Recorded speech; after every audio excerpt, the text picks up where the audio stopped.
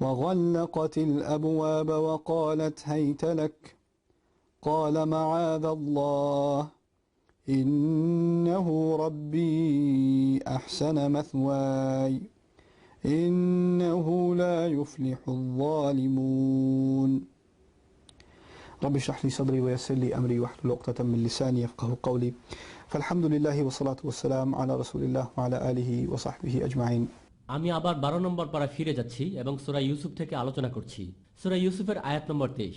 এটি অনেক কঠিন একটি আয়াত। এই সূরায় আল্লাহ নিষিদ্ধ বিষয়ের প্রতি প্রলোভনের ব্যাপারে আলোচনা করেছেন। আমি জানি আমি সুনির্দিষ্টভাবে ফেসবুক এবং ইউটিউব ব্যবহারকারীদের সাথে কথা বলছি, তাই আমার মনে হয়েছে যে এমন বিষয়ে কথা বলা উচিত যা নতুন প্রজন্ম ফেস করে, তা হলো যৌন প্রলোভন। আল্লাহ বলেন, ওরা ওয়াদাতুল্লাতি হুয়া ফি বাইতিহা, মন্ত্রীর স্ত্রী হযরত ইউসুফ আলাইহিস সালামকে খারাপ কাজে প্রলুব্ধ করতে চেয়েছিল। আরবি রাওয়াদা শব্দটি এসেছে রুয়াইত থেকে, যার অর্থ হলো ধীরে ধীরে। অর্থাৎ বলা হচ্ছে সে তাকে টোপ দেওয়ার মতো করে আকৃষ্ট করতে চেয়েছিল এবং খারাপ কাজে প্রলুব্ধ করতে চেয়েছিল। একবার নয়, বরং বারবার সে এটাই করতে যাচ্ছিল। সে তাকে পাওয়ার চেষ্টা করে যাচ্ছিল। এরকম ভাবে, ইউসুফ একটু এখানে আসো, ওয়াও তোমাকে আজ হ্যান্ডসাম দেখাচ্ছে। সে একটি দুটি করে সীমা অতিক্রম করছিল, আর তিনি এর থেকে মুক্ত হতে পারছিলেন না। কারণ আল্লাহ বলেন, আল্লাতি হুয়া ফি বাইতিহা, সেই নারী যার বাড়িতে সে ছিল। এক্ষেত্রে অলংকারিত ভাষায় বাইতিহা, ওই নারীর ঘর বলতে বোঝানো হয়েছে যে পুরো ঘরেই তার যাতায়াতের অধিকার ছিল। আর তাই ইউসুফ আলাইহিস সালাম তার থেকে দূরে যেতে পারছিলেন না। তিনি যেখানেই যেতেন ওই নারীরও সেখানে যাতায়াত ছিল। সে ধীরে ধীরে একটু একটু করে অগ্রসর হচ্ছিল। তিনি ছিলেন নওজোয়ান, মাত্রই যৌবনে পা রেখেছেন। পূর্বের আয়াতে আল্লাহ তার যৌবন প্রাপ্ত হওয়ার ব্যাপারে বর্ণনা দিয়েছেন। ওয়ালাম্মা বালাগা আশাদ্দাহু। লক্ষ্য করার মতো মজার ব্যাপার হলো যে বাড়ির মালিক যখন তাকে প্রথম নিয়ে আসেন, তখন তিনি এই শিশুর মাঝে বুদ্ধিমত্তার ছাপ লক্ষ্য করেছিলেন। মিশরে বাসভবনে ফেরার পথেই মন্ত্রী বুঝতে পারলেন যে এই শিশুটি বিশেষ বৈশিষ্ট্যপূর্ণ। এই কারণে সে বলে, সম্মানজনকভাবে এর থাকার ব্যবস্থা করো। একটি শিশু যে বিক্রয় হয়েছে দাস হিসাবে, কেমন করে একজন দাসের সম্মান পাওয়ার আশা করা যায়? কিন্তু প্রথম যে কথা তিনি তার স্ত্রীকে বলেন তা হলো আকরিনি মাসওয়াহু, স্থায়ী বাসস্থানের দ্বারা তাকে সম্মানিত করো। এটা বলেননি যে তাকে থাকার জন্য একটি জায়গা দাও, কক্ষ দাও অথবা বিছানার ব্যবস্থা করো। বলেছেন তাকে সম্মান দেখাও স্থায়ী বাসস্থানের মাধ্যমে। মাসওয়া বলতে আসলে এমন একটি স্থানকে বোঝায় যাতে আপনি বংশ পরস্পরায় থাকতে পারবেন। এর মানে হলো, আমি চাই এই শিশুটি এখানে স্থায়ীভাবে থাকুক, আমি চাই না যে সে চলে যাক। সে প্রকৃতপক্ষে একটি সম্পদ। মন্ত্রী এটা বুঝতে পেরেছেন। তবে তিনি এটাও বুঝতে পেরেছেন যে মর্যাদা দানের ব্যাপারে তার স্ত্রীর সমস্যা আছে। কারণ তিনি তার স্ত্রীকে শুধু একথা বলেননি, তার বাসস্থানের ব্যবস্থা করো, বরং তিনি বলেন তার বাসস্থানের সম্মান করো। এটা দ্বারা বোঝায় তার ঘরে হুট করে প্রবেশ করো না, তাকে অবকাশ দাও। আমি চাই না তুমি তোমার ইচ্ছে মতো যে কোনো সময় গিয়ে তার সাথে দেখা করো বা কথা বলো বা তাকে কাজের আদেশ দাও। শিশু হওয়া সত্ত্বেও মন্ত্রী চেয়েছিলেন তার স্ত্রী যেন তার থেকে দূরত্ব বজায় রাখে। তাহলে তার এই বিবেচনা কি সঠিক ছিল? হ্যাঁ, তার বিবেচনা ঠিক ছিল। কারণ যখন সময় এলো, সে নারী তাকে আস্তে আস্তে খারাপ কাজে আকৃষ্ট করার চেষ্টা শুরু করলো, যেহেতু তিনি ধীরে ধীরে যৌবনে পদার্পণ করছিলেন। আরেকটা ব্যাপার হলো, রাউদা শব্দটি এসেছে আরাদা থেকে, যার অর্থ ইচ্ছা, মনোবাসনা। সে অর্থে রাউদা মানে হলো আপনার মনে যে বাসনা আছে তা অন্যের মনেও জাগ্রত করার চেষ্টা করা। তাই সে চাইছিল ইউসুফ আলাইহিস সালামের জন্য তার মতো একই ইচ্ছা পোষণ করে। এটা স্বাভাবিক। তুমি কি কিছুই অনুভব করো না? আমাকে কি তোমার ভালো লাগে না? এই ধরনের কাজ করা খারাপ কিছু না। সে চাইতো যে তিনিও যেন তার মতো চিন্তা করে। একজন যুবক হিসাবে তার মনেও স্বাভাবিক কামনা বাসনা ছিল। তিনিও ছিলেন একজন স্বাভাবিক মানুষ। তিনি বলেননি যে নিজেকে তিনি প্রলোভনের ঊর্ধ্বে রেখেছেন। কোরআনে আছে, ওয়ালাকাদ হাম্মাত বিহি ওয়া হাম্মা বিহা লাউলা আর রাআ বুরহান রাব্বিহি। সে নারী তার প্রতি আসক্ত হয়েছিল এবং সেও আসক্ত হয়ে পড়তো যদি না সে তার প্রতিপালকের নিদর্শন প্রত্যক্ষ করত। কিন্তু যে বিষয়টা আমি বোঝাতে চাই তা হলো, যেহেতু সে নারী তাকে বেপরোয়া কামনা করছিল, সে চাইছিল তার সংকল্প থেকে বিচ্যুত করতে। আর তার সংকল্প ছিল পবিত্র থাকা, এই জাতীয় নোংরামিকে প্রশ্রয় না দেয়া। আজকে কতজন যুবকের মধ্যে এটা আছে? একজন সুন্দরী নারী আপনার পিছু লেগেছে, সে বলছে এই ধরনের কাজে খারাপ কিছু নেই, সে বলছে এটা স্বাভাবিক। সাধারণত ছেলেরা মেয়েদের প্রতি দুর্বল হয়, কিন্তু এক্ষেত্রে মেয়েটি আপনার প্রতি আকৃষ্ট, তাও আবার নির্জন পরিবেশে। আর মেয়েটি আপনার বস। আপনি হয়তো চিন্তা করতে পারেন, সে আমার বস, সে আমাকে এরকম করতে বলেছে, এখন কি করার আছে আমার? সকল অজুহাত তৈরি, দরজাগুলো সব বন্ধ। গল্লাকতিল আবওয়াব।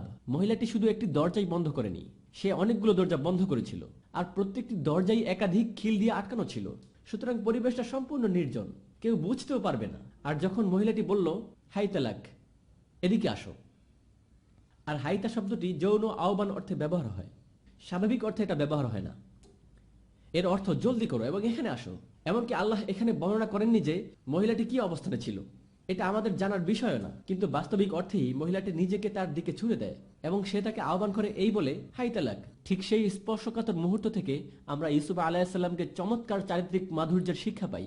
সেই সকল যুবকদের বলছি, যারা কলেজে পড়ে, যারা ক্যাম্পাসে যায়, যারা কর্মক্ষেত্রে কর্মরত, আপনারা লক্ষ্য করুন, যদি কোনো মেয়ে আপনাকে টেক্সট মেসেজ পাঠায় এটা বলে যে তুমি খুব কিউট, আমার সাথে কথা বলতে চাও, এটা আমার নাম্বার। তরুণ যুবকরা সাধারণত এই মুহূর্ত কখন আসবে এই স্বপ্ন দেখে। ইউসুফ আলাইহিস সালাম এখানে এই পরিস্থিতির মধ্যেই আছেন, আর তিনি এই ভেবে আল্লাহকে স্মরণ করতে পারছেন যে আল্লাহ ঠিক এই মুহূর্তে তাকে দেখছেন।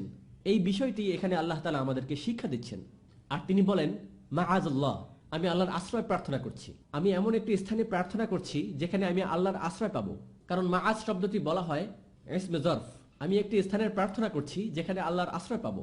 ইন্নাহু রব্বি আহসানা মাসওয়া, আমার প্রভু আমার উত্তম রক্ষণাবেক্ষণ করেছেন, তিনি আসলে আমাকে উত্তম বাসস্থান দান করেছেন। এখানে ইউসুফ আলাইহিস সালামের প্রভু হিসাবে আল্লাহকে বুঝিয়েছেন।